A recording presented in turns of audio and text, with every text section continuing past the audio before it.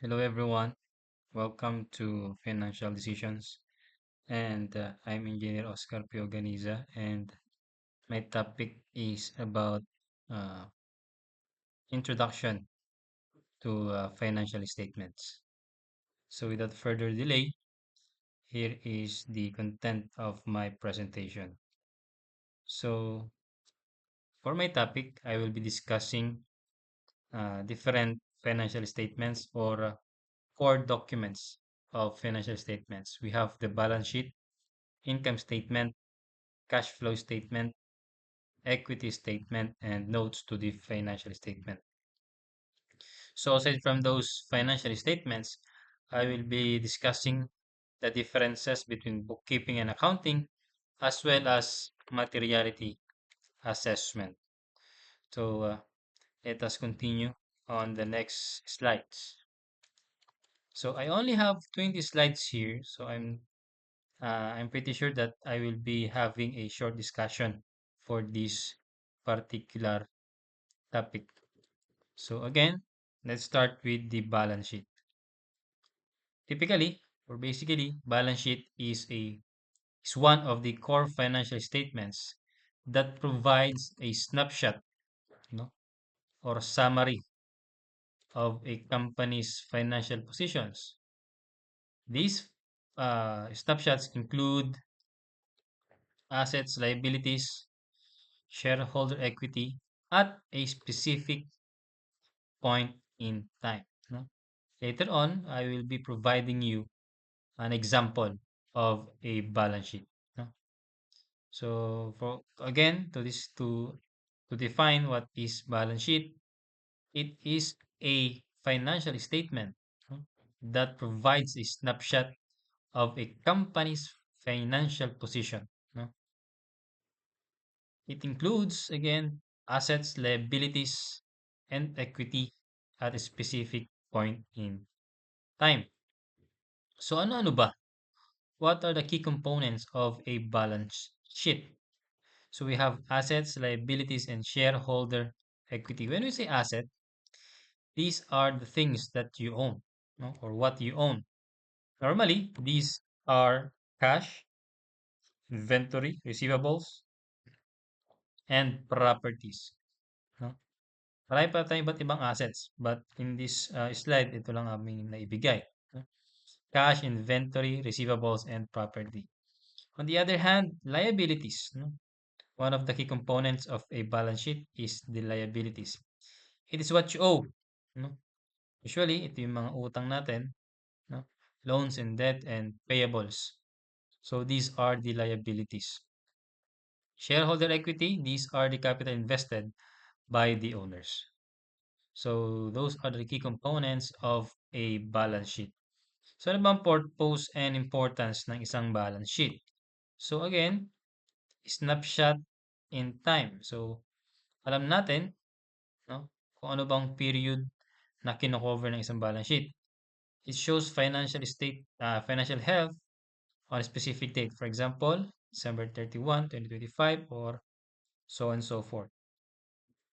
Also have the financial analysis. This allows inventors and managers, no, to measure liquidity, leverage, and the company's ability to pay back debts. And last is the balance. Total assets must always equal to sum of liabilities and equity. So that is a balance sheet. So here's a infographic of a balance sheet from Investopedia. No? So a balance sheet shows what a company owns and owes, no? And how much shareholders have invested. The basic formula is assets is equal to liabilities plus equity. So that is balance sheet. Here's an example of a balance sheet. No? I got this from Investopedia again. No? So we have a balance sheet here last 2004 and 2003. So again, here are the assets. May cash, investments, may receivables, and bayad ng rent. No? So pinag-total lang yan. That's the total current assets. And meron din tayong iba't ibang asset. Merong land and building, machinery and equipment, no? Those are considered as asset as well. So, pinag-plus yan, 22,000 na yan, tsaka 64,000, 89,000 yung total assets. So, on the other hand, we have the liabilities, yung mga utang natin. So, may computation po dyan na 11,000 example. Meron tayong 50,000 na utang. Equity ng mga investors, 27,000 is equal to 89,329. So, as you can observe, assets, or I mean, asset is equal to liabilities plus equity. Kung ang asset natin is 89,000, ang ating liabilities and equity, stakeholder equity, or shareholder, I mean, is 89,000 as well. So that is a balance sheet. So let us continue our discussion on financial statements. So the subtopic is about cash flow statement. So what is cash flow statement or CFS? It is a financial report that tracks the actual cash entering and leaving a business over a specific period. It could be monthly, quarterly, or yearly. No, so that is cash flow statement. What are the key components of the cash flow statement? So the statement breaks down cash flow into three main activities. First one is operation, no?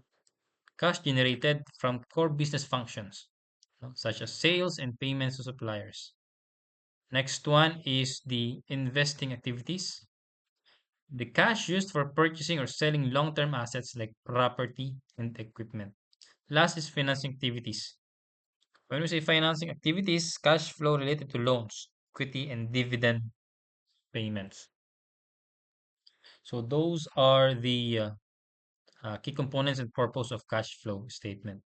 Next is the importance of cash flow statement. So it measures liquidity, it tracks health, and bridge between statements. So these are the three common reasons why cash flow statement is important. No? So again, in the next slide, let's give an example.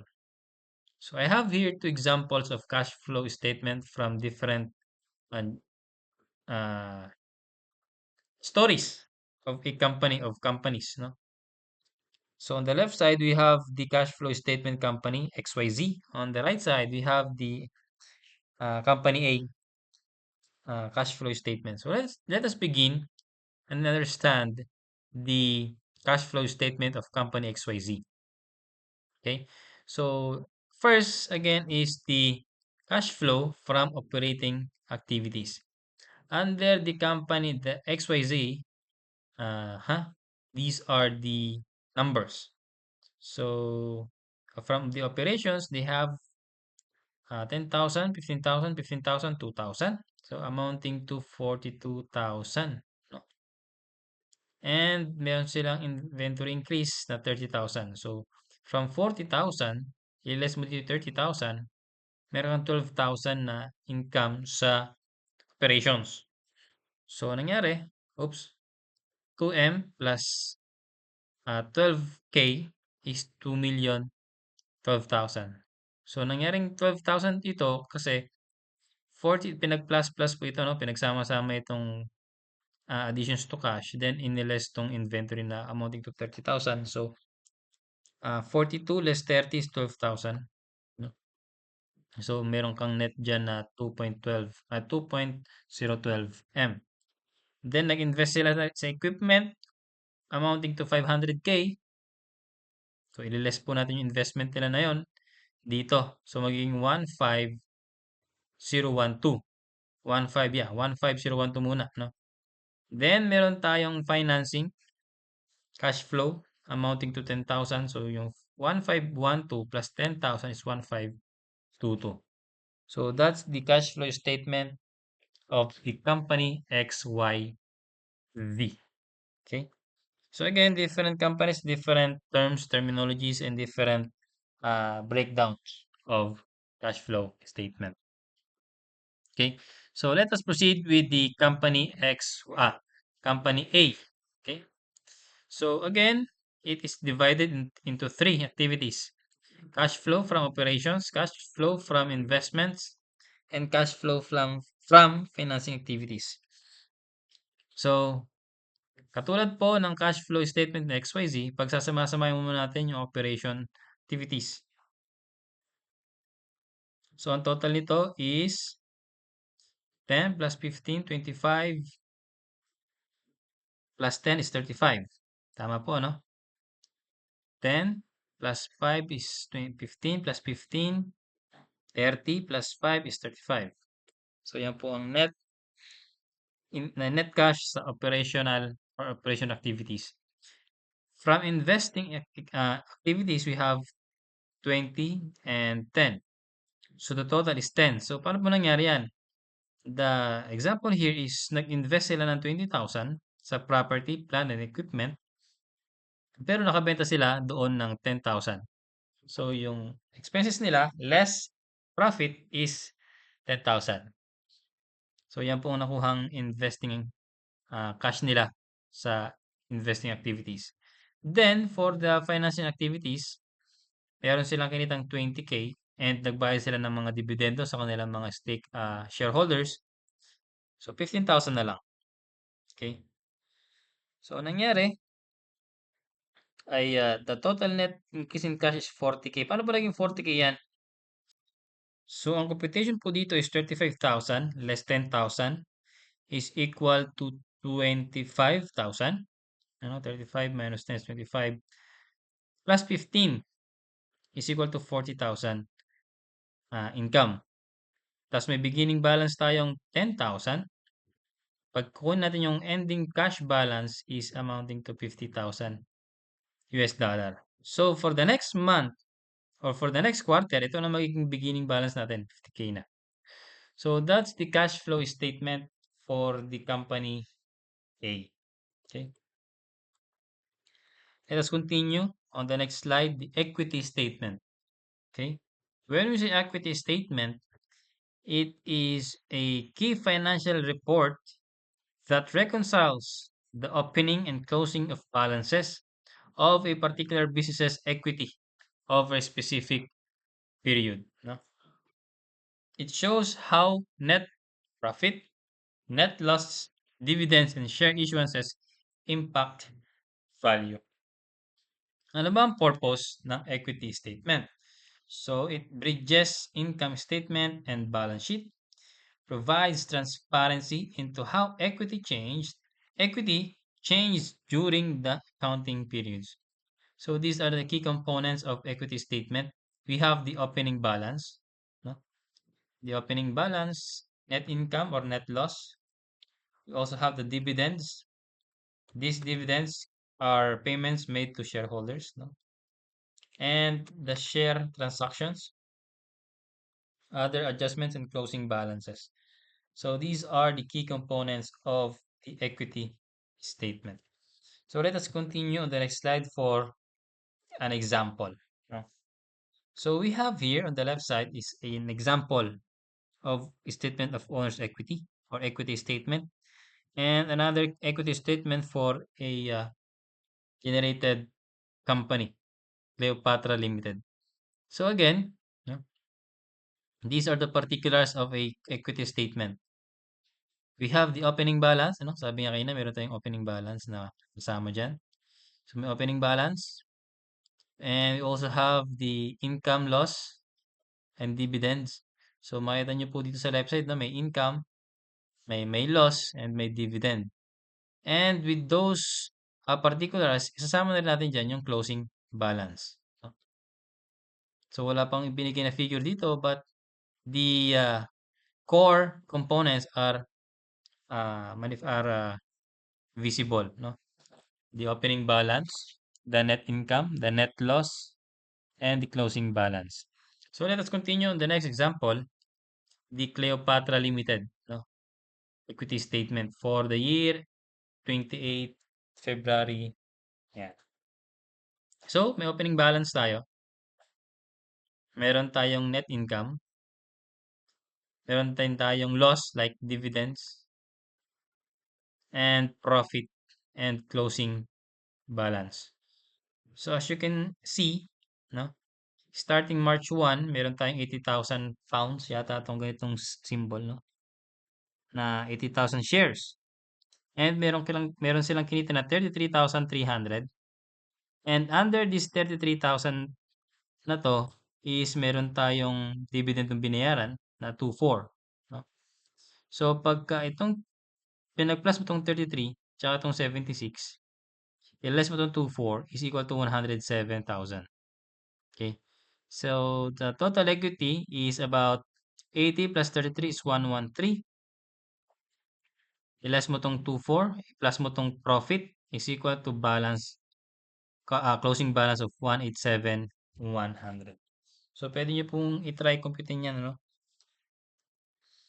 So that's equity statement.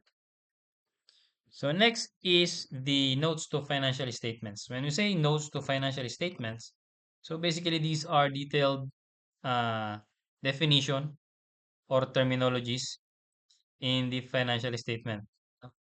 These provide essential context, assumptions, and breakdowns behind the figures of a company's balance sheet, income statement, and cash flow statement. So the purpose of these notes to financial statements is again the full disclosure, contextualization, and risk assessment. No? For the risk assessment, it allows investors and creditors to evaluate potential risks and off-balance sheet financing. So, para lang siyang typical na summary ng financial statement na ito po ang mga definitions, ito po ang mga ibig sabihin ng mga figures na yan. No? So, those are the financial statements. So, those are the five core documents of a financial statement: the balance sheet, the income statement, cash flow statement, equity statement, and notes to financial statement. For the next topic, we have the bookkeeping and accounting. So, ano ba ang bookkeeping and ano ang accounting? When we say bookkeeping, no, it is the daily admin process of what? Of recording, categorizing, and organizing financial transactions.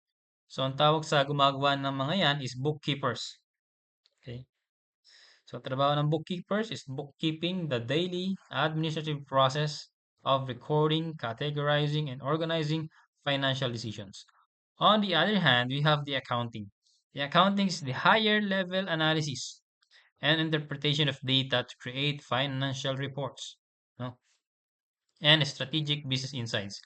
So the accountants are the responsible person on on analyzing interpretation of data. So accountants use these records to what? To determine tax liability, financial health, and strategic direction. So those are the difference of bookkeeping and accounting. The bookkeeping, they do the daily administrative process, while the accounting is a higher level of data interpretation. So let us dig deeper on their differences. So ano ba objective ng bookkeeping? So bookkeeping focuses on maintaining accurate and updated daily financial records. So that is bookkeeping. And on the other hand, the objective of the accounting is to focus on interpreting, analyzing, and reporting of the data created by the bookkeepers for business strategy. Okay, so those are the different objectives of bookkeeping and accounting. Next is the tasks. Ano ba ang task ng isang bookkeeper? Again, sabi kanina is to record what? Record transactions, reconcile bank statements, and manage payroll. So those are the common tasks of a bookkeeper. While the accountants, they prepare what? Financial statements, perform audits, and handle tax filings. So those are the differences of bookkeeping and accounting, or accountants and bookkeepers. So when it comes to skills and education, bookkeepers typically require strong attention to detail and knowledge of accounting software, while accountants often need a bachelor's degree in accounting and may hold certifications like CPA. So, pag bookkeeper pala, hindi required ang certification, but they must be knowledgeable on different accounting software. While on the other hand, accountants somehow required to have a degree in accounting and should have at least a certification like CPA here in the Philippines. The outcomes of bookkeepers, they produce trial balance and daily transactions, while accountants generate financial statements like balance sheet, income statement, cash flow, and tax returns. So those are the differences between bookkeeping and accounting. So again, common differences of bookkeeper and accountant. I got this image from Investopedia again, no? A good source of accounting repositories or accounting citations. So bookkeeper, they record journals. Accountants prepare and filing tax returns. Bookkeeper, ayan po ano. Screenshot nyo na lang po yan para meron kayong kopya. So yeah, the differences between bookkeeper and accountant. Yeah. So I have four remaining slides here about materiality assessment. So what is materiality assessment? Materiality assessment is a fundamental accounting and ESG concept that determines which information is significant to influence stakeholders, often require complex, time-consuming assessments to determine, prioritize, and monitor. It is not a static figure, but one that changes over time, no? Based on evolving risks, stakeholder expectations, and regulatory changes. No? So ano ba itong materiality assessment na to? So bakit important ang materiality assessment in ESG? When we say ESG, it is environmental, social, governance. No? So importante po yan kasi ginagamit niya ng mga companies in a uh, forecasting their expenses. No? It influences stakeholders, requires complex and time-consuming assessment, no? Para malaman po nila kung saan ba nila ipa-prioritize yung kanilang capital, no? So it is not static, so it changes over time depending on the existing risks, no?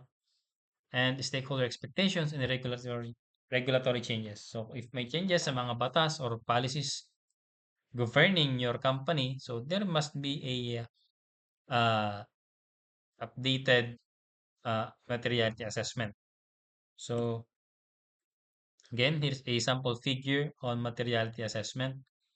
So it identifies key priorities. It aligns a strategy with stakeholder expectations, improves long-term risk management, enhances decision making and resource allocation, and facilitates compliance and reporting. Later on, maintindihan po ninyo ito pagka nakapagbigay na ako ng case studies or example ng companies na nag-conduct ng material assessment or materiality assessment.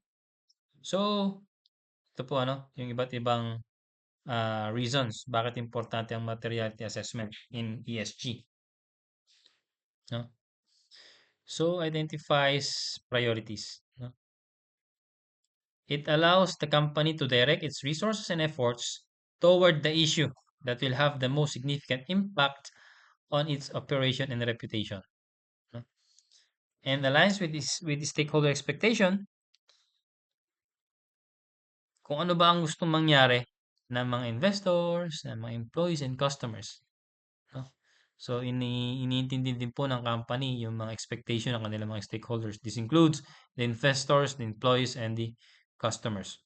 By addressing these concerns, company strengthens relationships and boosts stakeholder engagement, leading to better support for its initiative.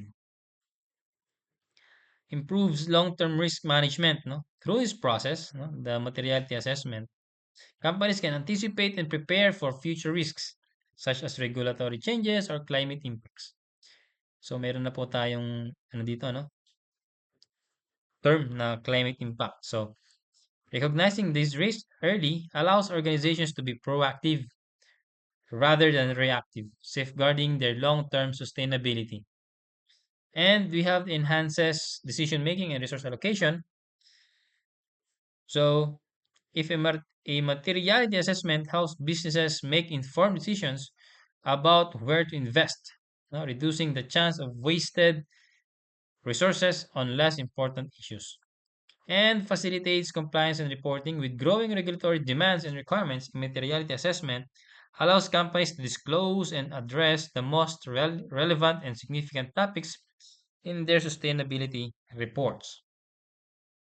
So, ito po ang case study or example ng materiality assessment. So, si Amazon, Amazon and Unilever, so marami pa namang ibang companies na nagkakandak ng materiality assessment, but these are the some of the famous or infamous companies that have conducted materiality assessment. So, unang-una si Amazon. So, according to this case study, no, they identified 26 sustainability topics using external research and internal analysis, including data from reports, regulations, and social media. So, nung nakuha na nila itong 26 sustainability topics na ito, the company prioritized issues like climate change, sustainable packaging, and responsible supply chain management, while also focusing on employee well-being, ethics, and innovation for long-term strategy. So kung papansin niyo po dito, no, pinrioritize nila yung climate change, sustainable packaging, and responsible supply chain management. Why and how? So basically, UN, United Nations, or other ASEAN countries or different organizations, they have this target of reducing climate carbon emissions, no? Bagalin na yung percentage ng pagbabago ng climate. So dito, ang response naman ni Amazon, sige, magde-develop kami or mag-innovate kami ng sustainable packaging siguro, madali nang ma-degrade yung mga packaging nila, no? Hindi na plastic, pero magko-convert siguro sila from plastic to easy, yung madaling mabulok sa lupa ng mga kahon siguro. So that's their sustainable packaging. Or sa kanilang mga factories, instead of using kuryente na nag-generate through tawag dito, sa mga grids, anong tawag dito. Anyway, ah, magagamit na sila ng mga renewable sources of energy, like maglalagay siguro sila ng mas marami pang solar panels on their roof, no? Maglalagay pa sila ng iba't ibang wind turbines. So basically those are some of their uh, the result of their materiality assessments na kinandak po nila. So on the other hand, meron din tayo sa Unilever. So again, they focus on different needs or priorities of their stakeholders. Kung anong gusto mangyari ng mga investors, kung anong gusto mangyari ng mga employees, and depende rin sa mga regulatory changes ng area nila. So for example, ni-require ng Philippines na dapat ganito ang inyong percentage ng paggamit ng solar energy. For example, from 50% dapat 80% gumagamit na kayo ng renewable energy. So, alam na ngayon ng company A or company B kung saan sila mag-invest just to comply with the regulations of a country or or a of an institution, no? So, that is materiality assessment, no? So, I guess those are the topics under my uh, those are the assigned topics for me. And thank you very much for listening. I hope you are able to grasp the idea on the following subtopics, on financial statements, bookkeeping and accounting, and materiality assessment. So again, thank you very much for listening and see you around.